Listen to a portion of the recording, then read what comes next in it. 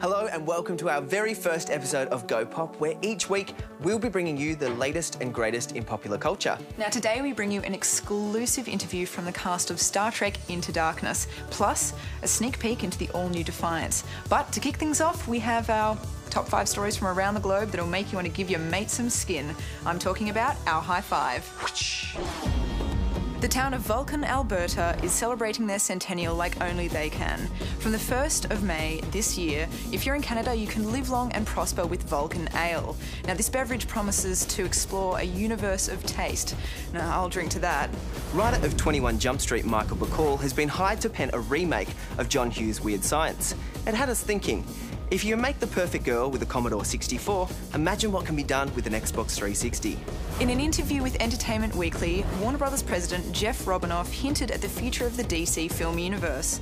Although Christopher Nolan won't be involved, a Justice League film is on the cards, assuming that Man of Steel is successful at the box office. Our new best friend Jeff has promised us more news over the next few weeks. On you, Jeff. Speaking of the Man of Steel, grown men turned into sissy boys this week when the third trailer of the film was released.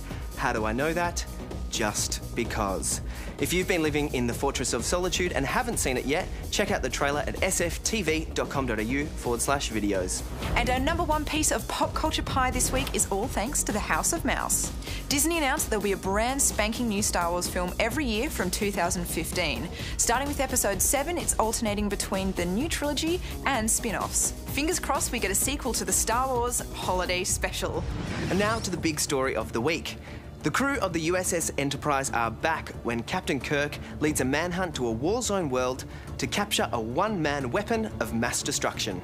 Sydney was home to the world premiere of J.J. Abrams' Star Trek Into Darkness earlier this week, and Go Pop was there to see what the fleet of this film had to say. You know, we're like a family, and that's the wonderful thing about getting together, you know, every couple of years and making another Star Trek film. And it's 4 years later. And everybody is dressed in the same uniforms. We have exactly the same extras sitting in the same seats. JJ, exactly the same crew. It was surreal. It was literally like going back in time. He's such a babe. Topher? Go on, say it. I got to meet J.J. Abrams, and look, when I say meet, I mean just stand in the same room, which is kind of the same thing, right? He is everything to me. Darkness is coming. What I love about this film is that it gets straight into the action from literally the first frame. We all know J.J. Abrams is a master of creating those large-scale glamorous mysteries. For example, most of the hype around this film is about who the hell Benedict Cumberbatch will be playing. It's the same thinking on a much smaller scale that he uses in every scene. He trusts his audience will stick around even though he's not showing us all his cards. He just lets us figure it out, and he blows stuff up instead.